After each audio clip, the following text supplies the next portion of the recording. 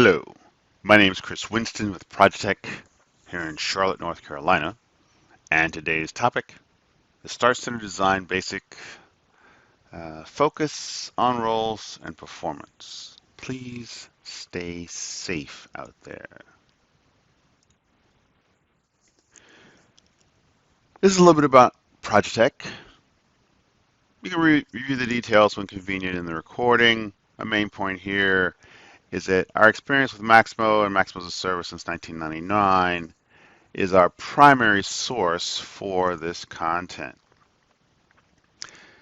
More, Maximo Online Resources and Education is our new community where we will find many of the resources, and it's free to sign up.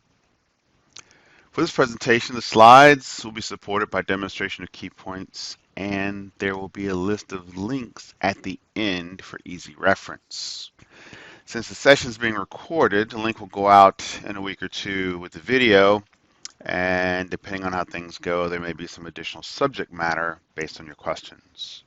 For those of you registered early, I thank you for your questions, and I've incorporated a few of those as well as they relate to today's topic, and added a couple additional links to the probably the last slide that will provide you with some additional information, including access to IBM's online training, which several of you had asked about. All right, so let's go ahead and get started with our agenda. Something to keep in mind, there's no best single Start Center design. So rather than provide you with absolutes, what is discussed here, practical guidelines you can use to start with and to grow from as needs will change. Keep in mind, there's no substitute for formal training. So what we're going to do first, we'll look at Start Centers and the overall effect of skins. You'll make the decision on what you're going to use in your environment, and I just want to make sure you understand that there are some slight differences with that. We'll go over a few sample Start Centers.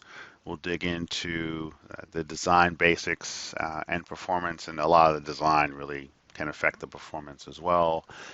There'll be another link though that talks about performance, and I'll get to that a little bit later.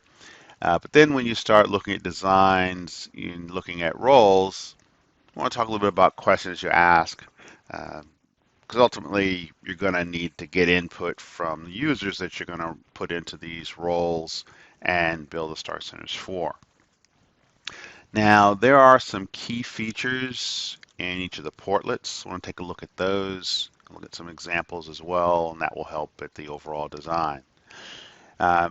Another question that comes up often relates to queries for result sets. So we're going to go over some segments that you can use in queries and some samples, how that's used for those result sets. And again, as I mentioned, there'll be some reference links that'll be provided, and including a link to the previous version of this, which is on Start Centers and their portlets. Last thing, of course, demonstration. Alrighty, so let's go ahead and dig into, let's see what's first, skins. Alright, so this and the next two slides are the exact same Start Center, but with different skins. There will be a link later on as well if you wish to dig more into skins and configuring the user interface or UI. Don't think too much about what's on the screen. It is kind of busy. Just think about the fact that these three slides are the exact same Start Center, but with a different skin that's utilized to control the overall look and feel of Maximo.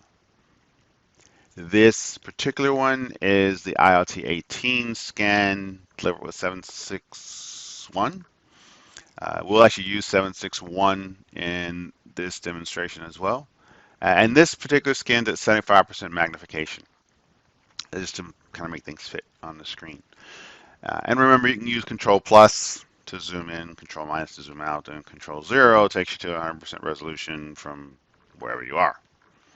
So again, this is the IoT 18 skin at 75% resolution.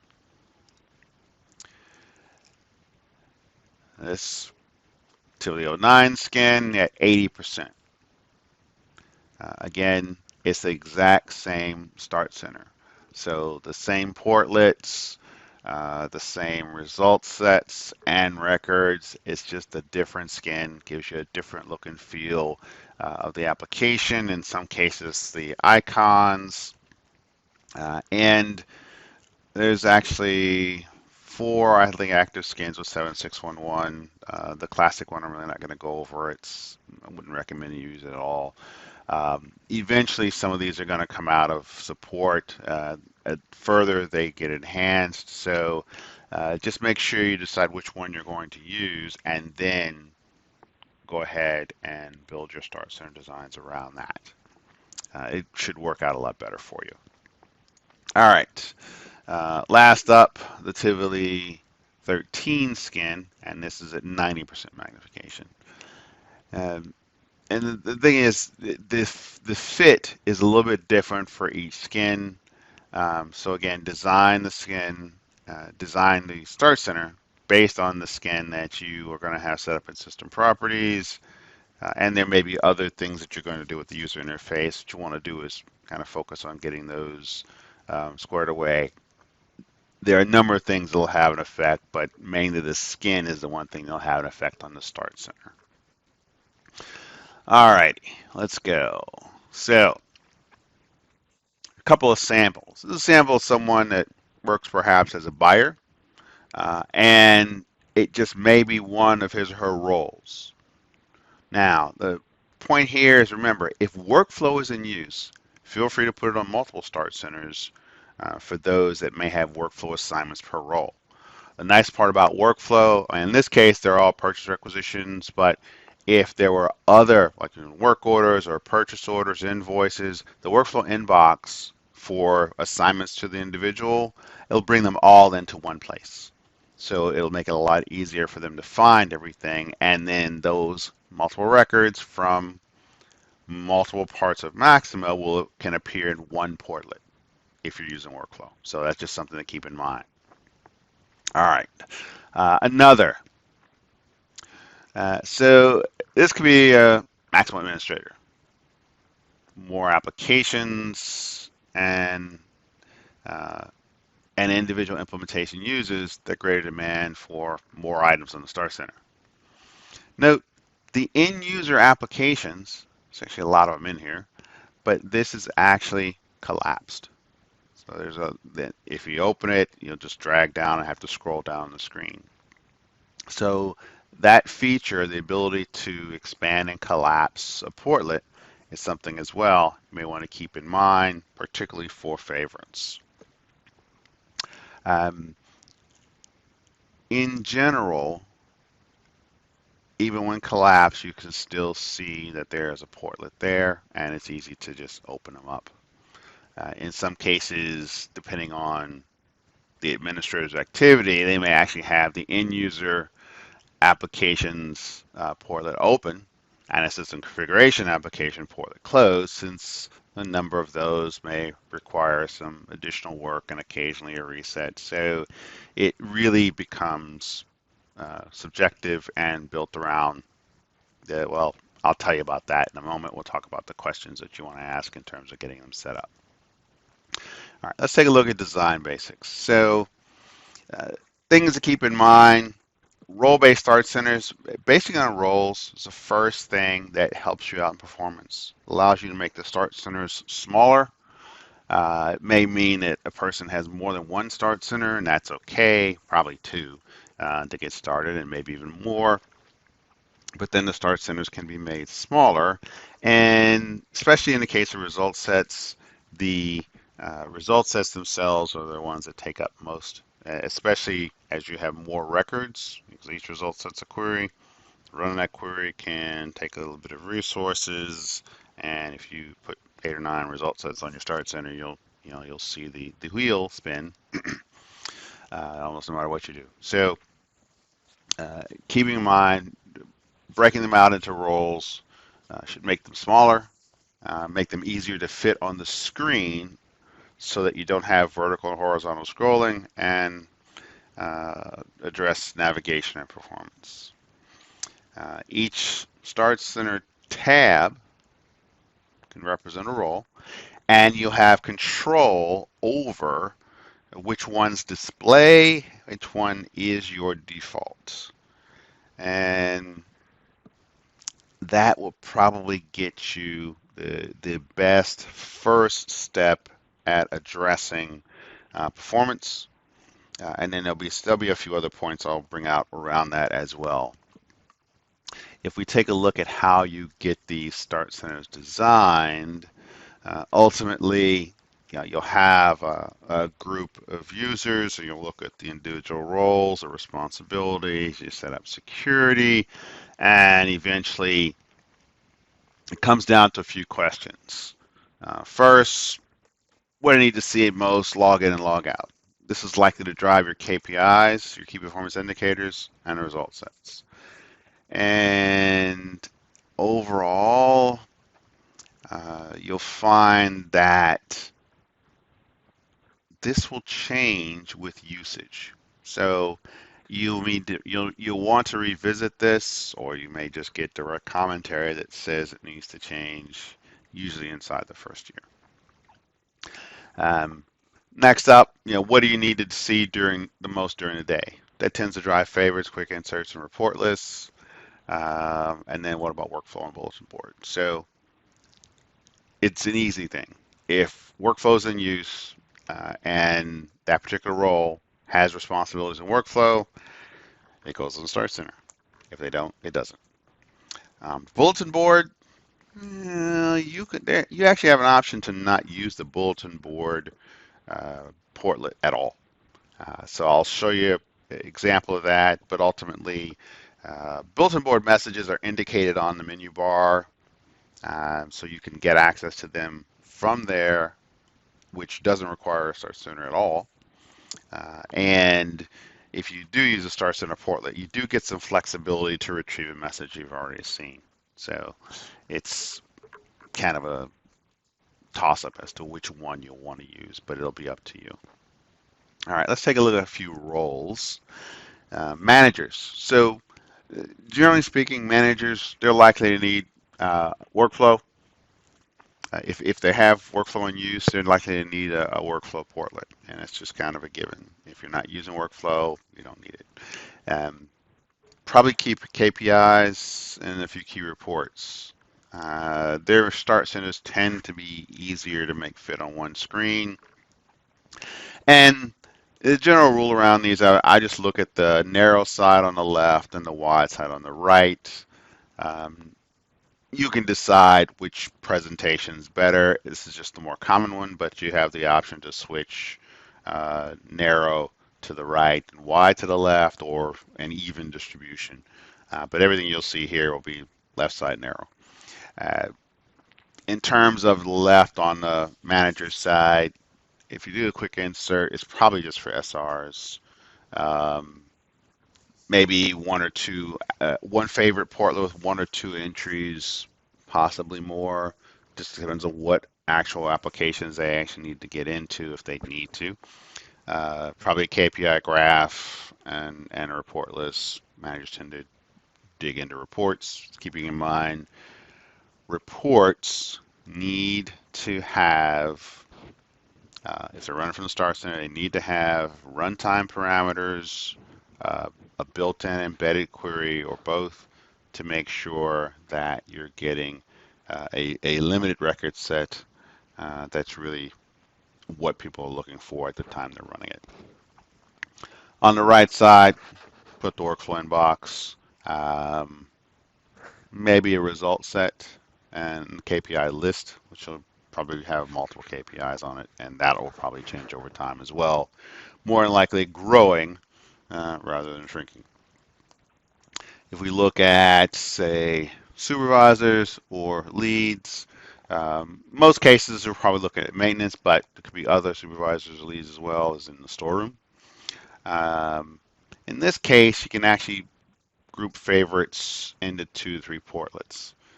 In this case, you'll have certain areas that they're responsible for. By putting on multiple portlets onto the Start Center for favorites, it can break them up into things that they're more commonly in and then some things they're not, and allow them that function I saw earlier to be able to collapse a portlet.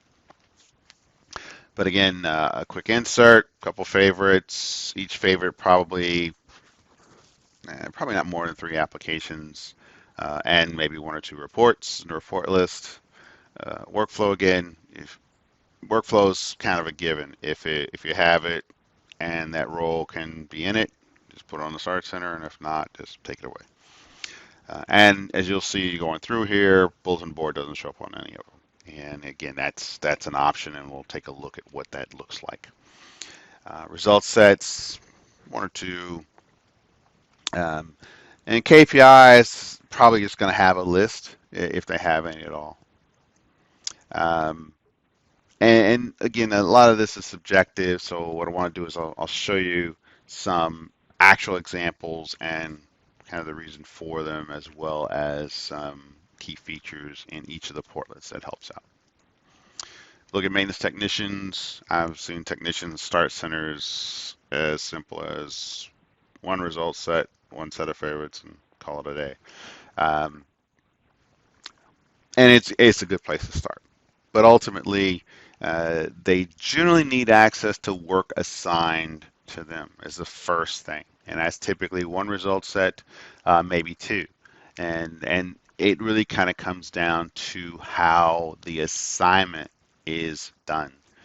You may actually use, say, lead to assign to an individual, but then you use work group or owner group to assign to a group of individuals. So you end up with 2 portlets, one where the person logged in is the lead, and another one where the person logged in is a member of a team that is assigned to the work as a person group or perhaps an owner group.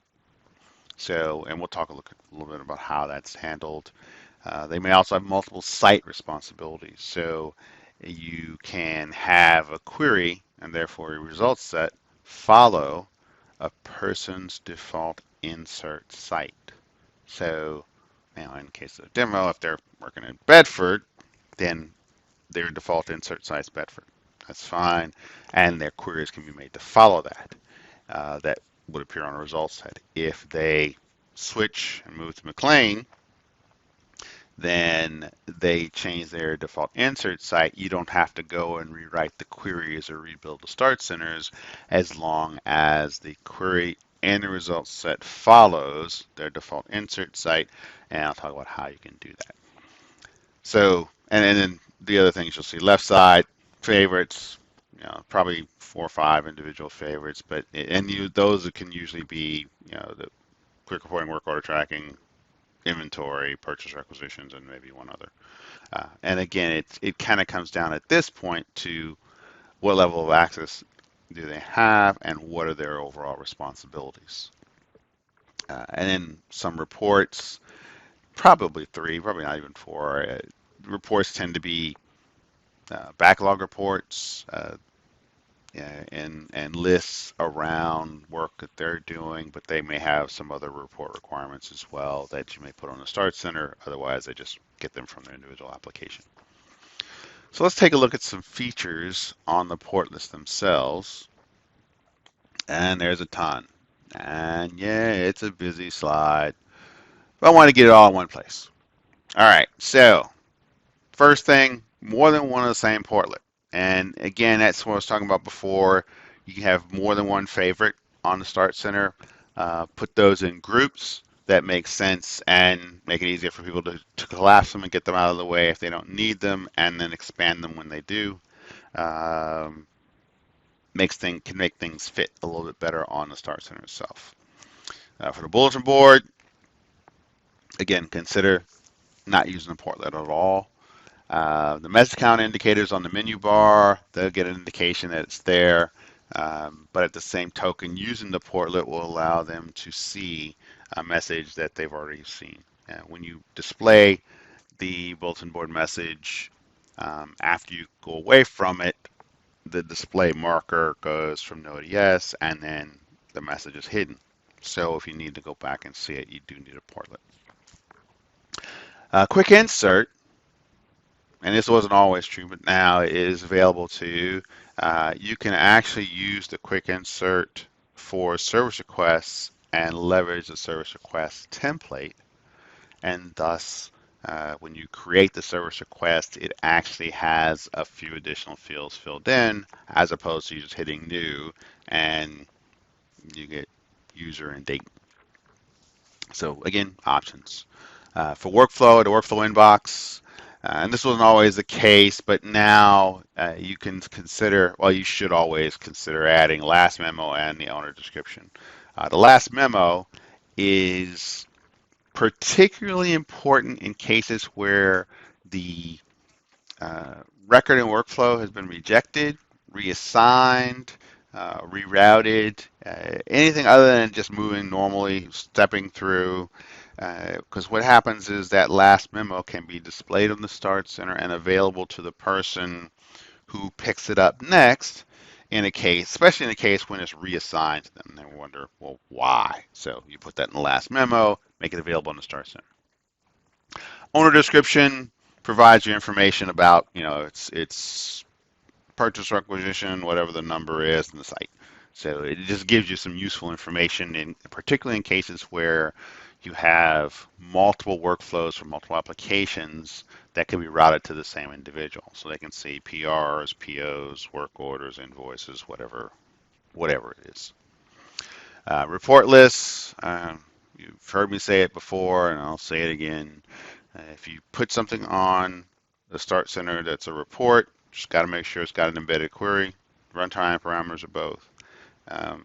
And that's an always kind of thing. So just keep that in mind so that things run efficiently and effectively, because the Start Center is the home page, and the better it's designed and fits the individual, better chance you're going to have of greater usage and usage in the application.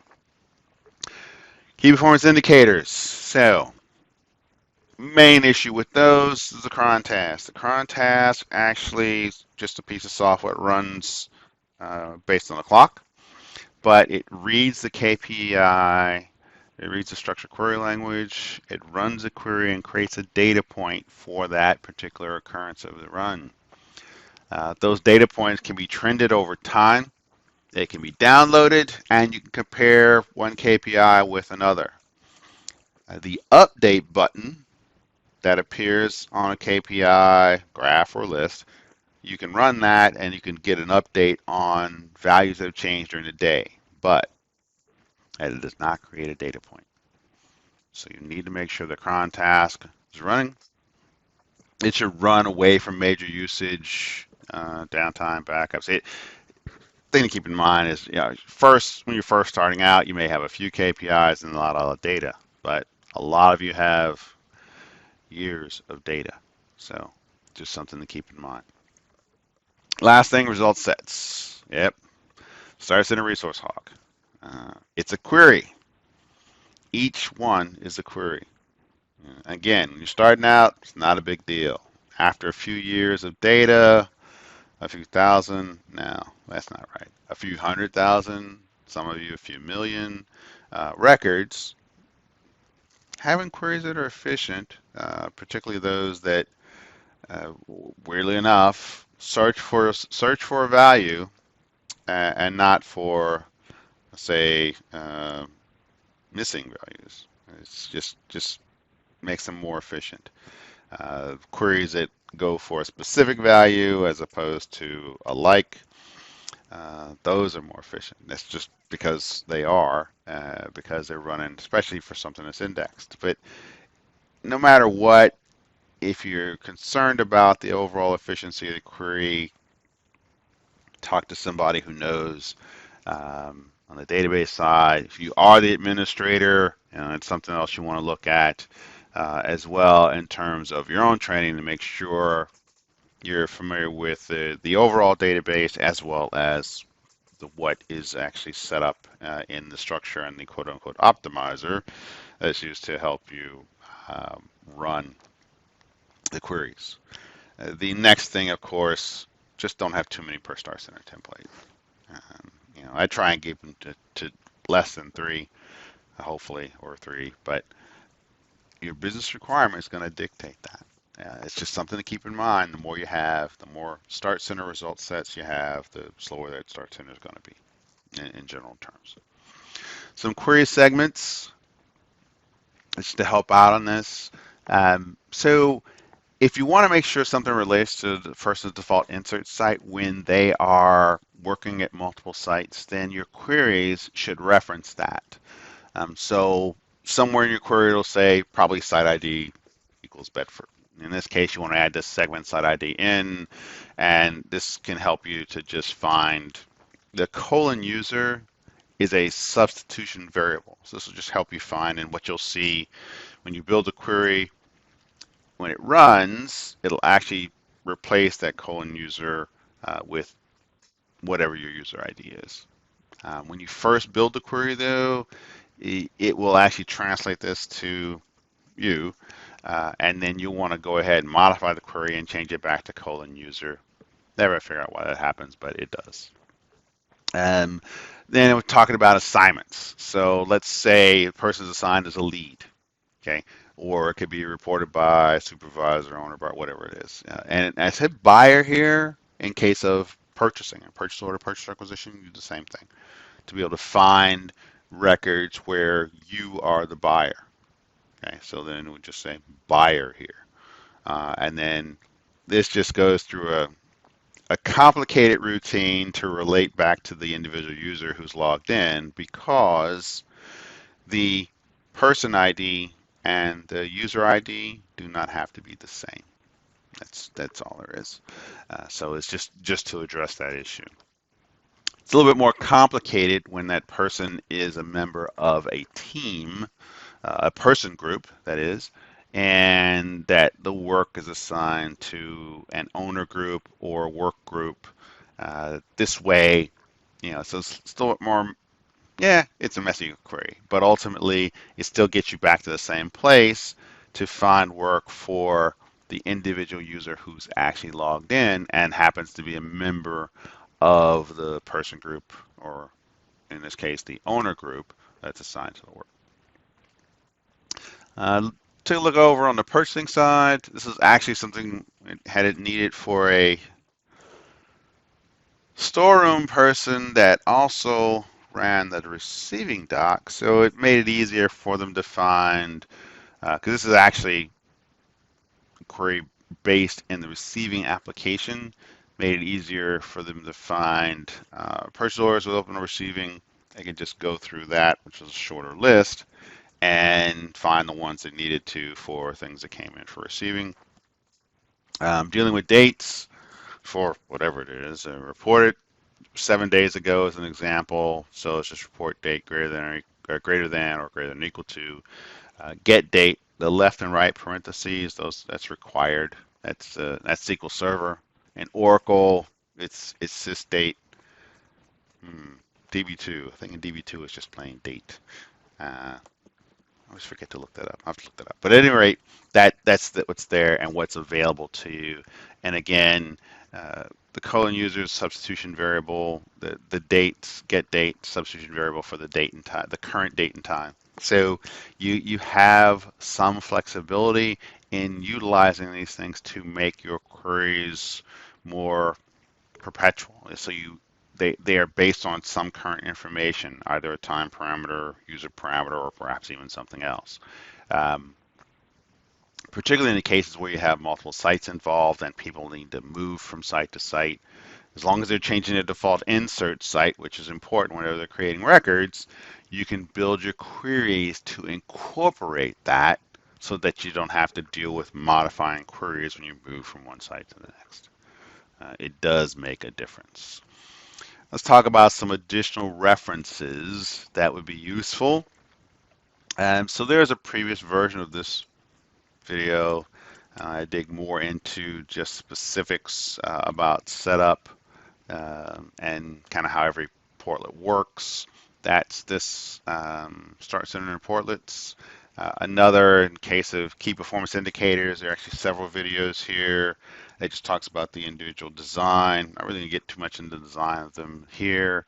Uh, KPI templates as well, which is a nice feature. It allows you to build a single KPI that is a template, and from there you can choose variables in that design and build out multiple KPIs following that template.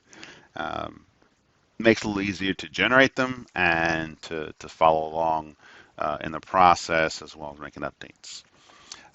IBM Skills Gateway. A number of you asked about online training options for Maximo. That's a free one, and it continued to build new classes, so you'll want to check back periodically to see when something new has been built out.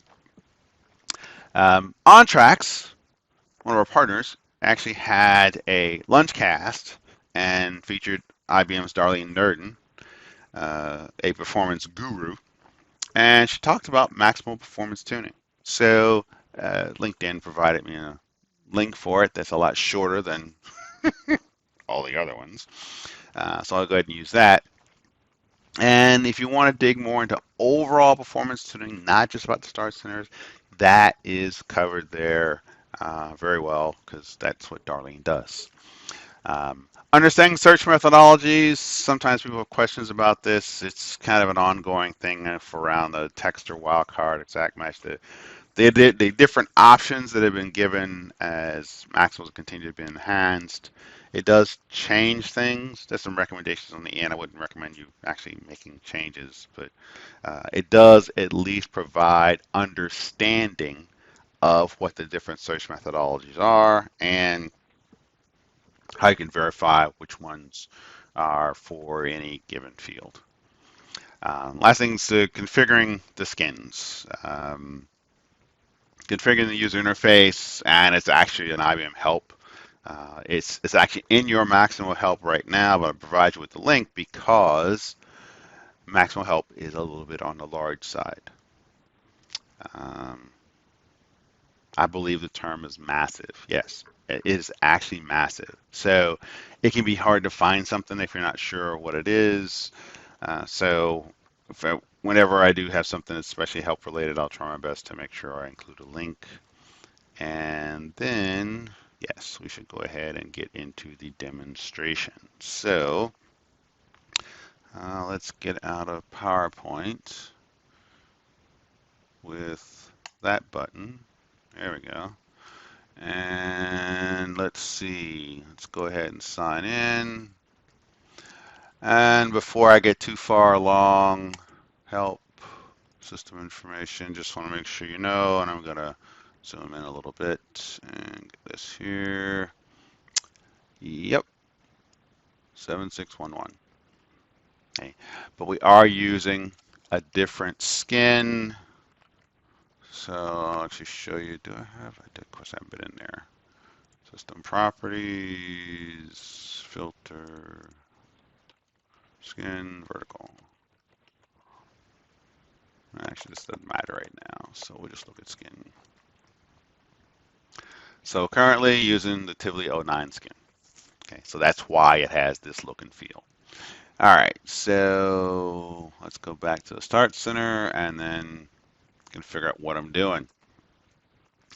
And just to make sure I cover everything, I actually have a list I need to refer back to. So first thing, the Maximum Administration Start Center. So how to get, normally they appear alphabetically. So how did this guy become first? And that's a display setting feature. I can make it a default. If I choose not to, if I don't set a default, they all appear alphabetically. That's all. So I went ahead and actually chose a default. I also have a mobile default. So if I go back to display settings, you'll see here I have this technicians every place. Checkbox here is mobile.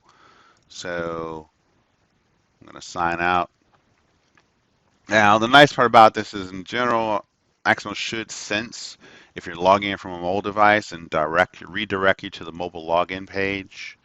And if that's the case, then when you sign in, it'll take you to whatever you defaulted as your mobile start center. So in this case, it's just an every place start center. It's designed, every place takes away your side navigation completely. It's just gone. Um, menu controls are just gone. So you typically find, and this displays better on a tablet because everything you'll notice is a little bit larger. Um, and it will actually look larger on a tablet. And phone as well, though phone just doesn't have a lot of real estate. But at any rate, I'm going to get back to 100% resolution, and I'm just going to go toggle back to the standard start center. There it is. All right, and let's bring it up a little bit. So you can see it's still here um, in the standard view. In the mobile view, you'll notice a number of things disappeared, the multiple tabs, the controls, the side navigation. That's just because that's the way the every place configuration is set up to render. All right, so let's talk about the Max Administration Start Center. I mentioned before, in some cases you may have, let me go back to 100%. There we go. In some cases you may have um, responsibilities more in the end user and look at the end user applications. So you might actually open and collapse then the system configuration portion because you're not really in there a lot. So things happen to fit. Now, and this of course is just a lucky break because they could easily overwhelm, could be a lot more in terms of applications you need to access, as well as administrative system configuration. It's just really a way to get you started. Ultimately, you've got to judge based on usage and what you want to have quick access to. Mind you, in a lot of cases, you click, it's one-click access as opposed to like purchase requisitions, purchasing, still get to them pretty quickly. So, and also I can dispose of the side navigation. Gives me more real estate. So this is another reason why you want to have favorites. And even if you don't, you still have access to the menu. So 3 different ways to get to an application. So it makes you wonder, do you use favorites at all? Again, up to you. Just something to keep in mind. All right, let's get the side navigation back so I know what I'm doing here. Okay, so next up, let's see, we need to talk about bulletin board. There's a bulletin board message. Looks like I have one here. There's a 1. I can click on it. Weekly weather bulletin. Weekly weather bulletin? Okay, and if I click on the view details button, the average daily forecast in Aruba. Oh yeah, that's right, it doesn't change much from day to day. Well, at any rate, you have the ability to deliver a bulletin board message to a single user, groups of users in many different ways, or all users, and they can expire at a certain date. But once they've actually displayed the message, I hit OK, my 1 goes to 0, and I can't get that message back. So if you do need for people to have that capability, they will need to have a bulletin board portlet, and somewhere in here, I'm sure I have one. So I will, let's see, did I make a note as to where I have it? Of course not, but I'm sure I'll find it momentarily. In this case, users, it's just a user query and the user application. So I'm logged as Max admin. Looks like Tony is actually blocked. And that's because I have a query which is, so what I'm doing is I'm looking for users, the Max session, and whenever you log in, you create a record inside the Max sessions table. So I'm creating a table to see who's in there, or anybody who is blocked or has a synonym value blocked is in their user status. So that's how I find who's logged in and who's blocked. And somewhere along the way, I must have chosen to add color. It says if it's blocked, make it red. Okay, again, just features of the portlet and just a matter of leveraging them. And in this case, the different color versions are because of the type value. So different types are in different colors. Just show you the option.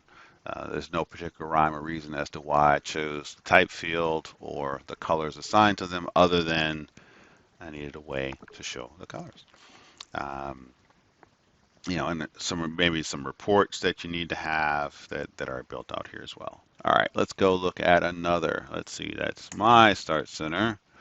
Ah, yes. So I mentioned before for quick inserts, rather than just creating, in this case, a service request. So let's look at the design here for a moment.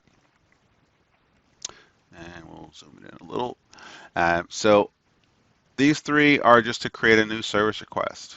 Two in the service request application, one in the create, which is the desktop version. But they use different templates. And as a consequence, they actually will follow the rules of whatever that template is in creating it. So I'm going to cancel here. And it says lights are failing. So when I click on that, then whatever that template does, which in this case, it looks like it assigns a classification. Okay, and that's what makes the difference there. Whereas, nope, don't save it. If I choose password needs a reset, probably classificate, yeah, different. So a little bit more in the classification area, service group, service. So again, you can leverage the templates. If you're using templates for service requests, if you're using service requests, then you can use that and leverage it on the Start Center for your quick insert, and in fact, actually label them so that it's easier for you to see which one you're going to use. All right, so let's go ahead and get back to 100%. And I'm going back to my notes here to make sure I know what to cover. So I should talk about the workflow inbox. Ah, yes. So I mentioned before the owner description field. In this case, it tells me it's site Bedford and it's a purchase requisition. And then the last memo, test memo, and be advised, in this case, been reassigned. So again, if you, here, I'll do this one. I'll just reassign it to myself. So when you go ahead and you look at the record, it's normal. In workflow under history, this is where you can see all memos. Every memo record that's ever written is here. So if somebody's looking at the actual record and they want to go find the last memo, when they're looking at it, they can go ahead and see it. But if you want to make that available to them on the Start Center, there's an actual field in the portlet that you can put onto the Start Center, and that way it's available to them directly. So if I route this, and I'll just reassign to myself. There we go. And, too many S's.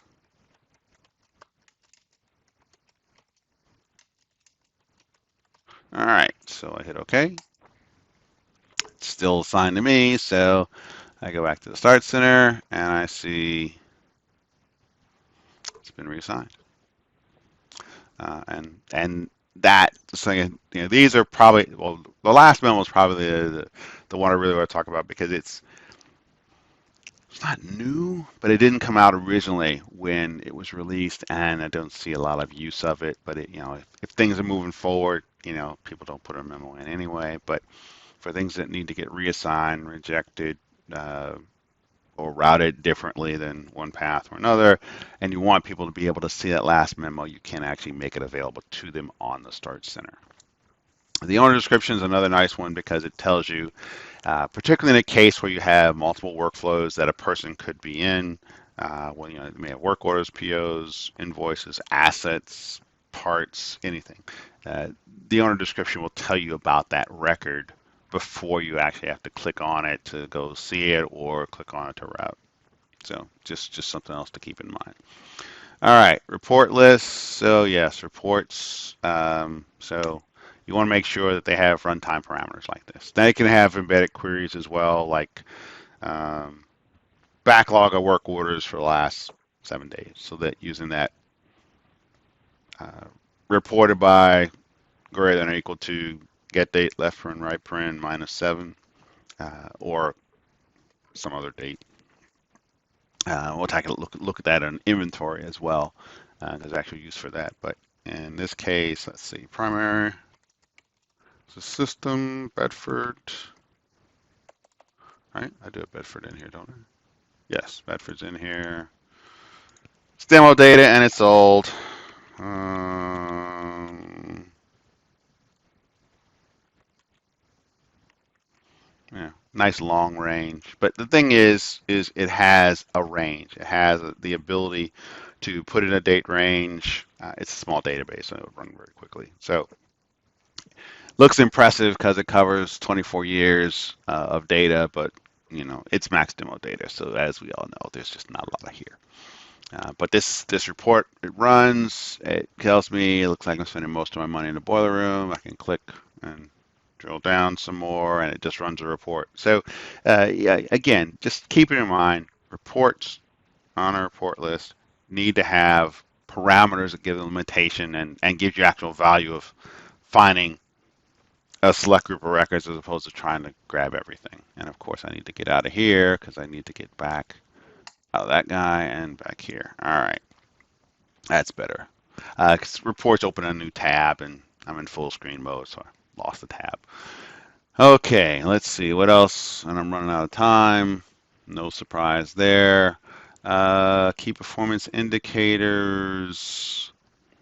Yeah, so KPIs, multiple KPIs. You have in a graph display as bars. Individual KPIs give you the speedometer, and then the list just gives you the value with no graphic. They always give you the same 4 things, no matter what you do, though. Status, last reading, actual, target. Oh, 5 things, and variance. They're always going to be here whether you're on the list or not.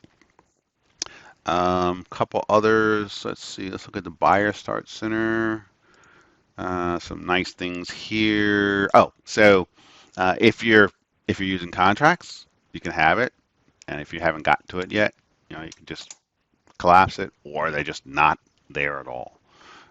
Workflow, of course, POs and PRs, and again, just what is the requirement and what does the buyer really need to see? That's how you manage to set these up. If we look at an inventory start center as another example, and in this case, what did I do here? Oh, so this was mentioned before, receiving. So these are purchase orders actually in the receiving application that have open receiving. So they're approved or in progress, and don't have complete receipts. And if you look at it as a chart, in this case, the chart's designed by vendor.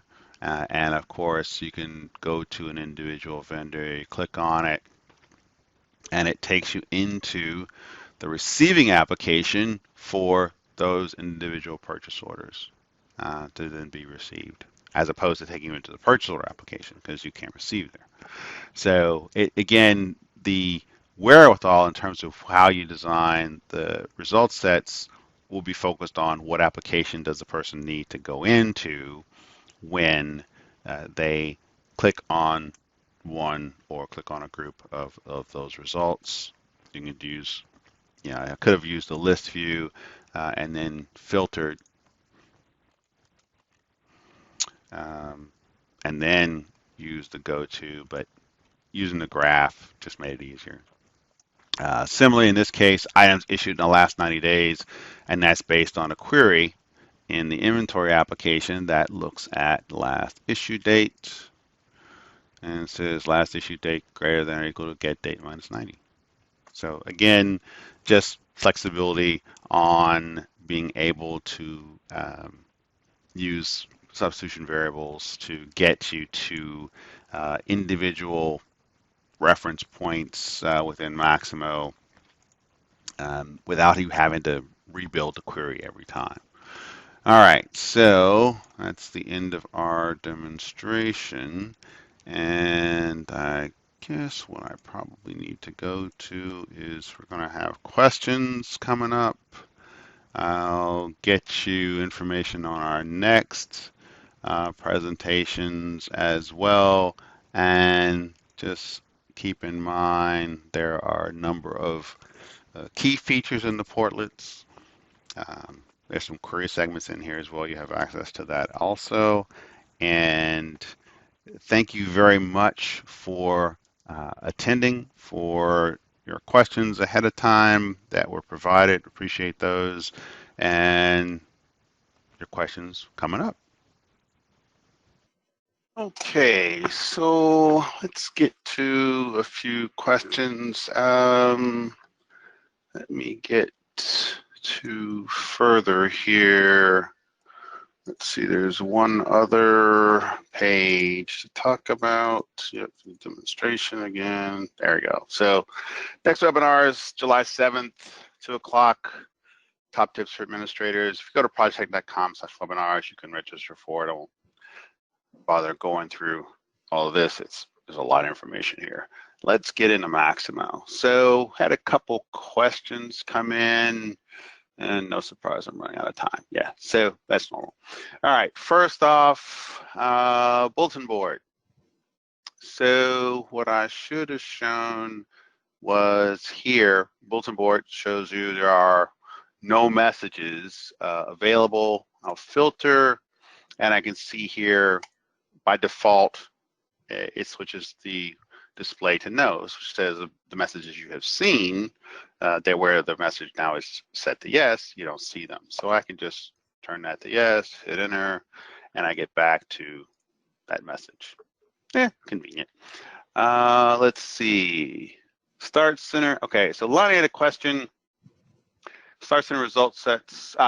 So if your Start Center if your Start Center tabs all have result sets, if you hide them, will they run? And reality is they run when you click on them. So whether you hide them using the display settings and just simply choose not to display them, or if you display them all, it won't really matter. The key is which one you're on. The one you're on is the one that actually displays.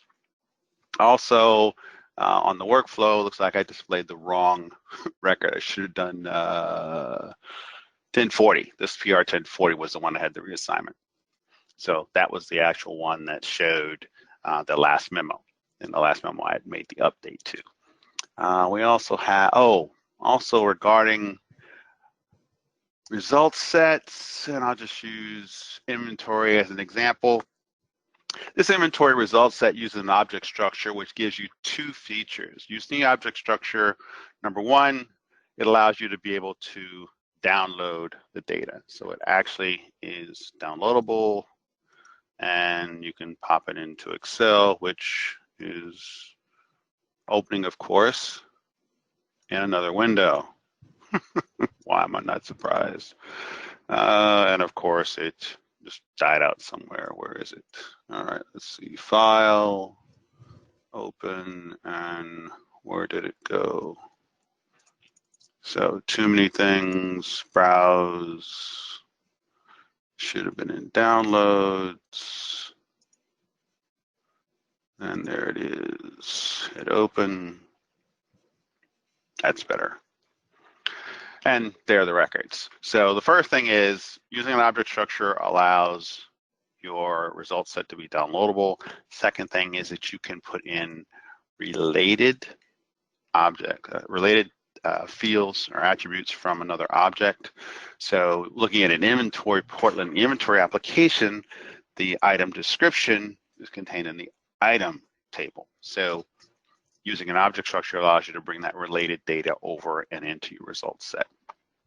All right, so let's get rid of that. Let's see, getting back to the next one. Scrolling down. Can you move or copy? So Joanna, question, can you move or copy a result set from one Start Center to another? No way I know of doing it. I mean, I can ask one of our programmers, and I'm sure they either know a way or have a way, or they can build a way. But getting it through change control would probably just drive me crazy. So I don't think I've ever even asked the question, but I suppose it is an actual option. Let's see. So at the present time, I don't have any other questions appearing. So I'm going to go ahead and launch a poll. Just wondering if you can tell me what skin you're actually using. Easiest way to do it, just click the radio button. Ultimately, the Tivoli 9 skin is, you can usually tell from the light menu, the light blue menu bar. 13 skin is the black one, and then IoT 18 has the more or less the dark blue that's available for you to use. And you can just, let's see, what do I have here? Click that in, and looks like pretty good spread. Tivoli 13, 38%, Tivoli 9, 25, and the IoT 18, about 17%. So looks like Tivoli 13 is the winner. Numbers are changing a little bit, but it's still in first place. So, all right, so that's good. So sounds like you are using something different, and that's okay. The main thing around Start Center development and deployment is that it should be aligned with the primary skin that you actually are going to have in place. Many of the skins stay around for a while, so depending on how long you're using Maximo, you just need to watch for that. 760 is expiring support, I believe, next year. The skins, I think, will still go beyond that. I don't know exactly how much further, but you can always, your IBM contact will be able to let you know when an individual skin would expire and you need to consider migrating away from it. So it really comes down to what's the look and feel that you're more comfortable with for your entire implementation. There are some options to change what you have when you log in. You can control that at the URL, but the main thing is in the system properties, what's the primary skin that you're going to have for the implementation, and then design and build any and all Start Centers around that. And with that, let's see, no other questions. So I guess I'll just go back to this guy. So again, thank you very much for your questions, for your attendance. Keep in mind the handout is available for you to download. And let's see if we get the results. So there you can see what the actual results were from the poll. And like I said, the handout's available for download. There will be a recording link that is sent out. And Jose's got a question: how to create a message without a bulletin board? The bulletin board is delivered with Maximo. So there isn't really a way to not have it unless your security administrator has hidden it from you. So it's really just a security question. Generally, bulletin board is an application, and all applications are restricted around security. So if you don't have access to the bulletin board, your administrator just needs to give you access to it, and then you should be fine, and we'll be able to get to it. All right, so let's go ahead and we'll make sure we close the poll. And then we have again, the next webinar that's coming up. And again, if you just go to projetech.com/webinars, you'll be able to register there. You can also ask questions ahead of time, which actually is how I got the limit of things that were covered in the demonstration based on the questions I got coming in, and I was able to include a few in the presentation itself. With that in mind, again, thank you very much for your time. Let's stay safe out there. Please have a good day.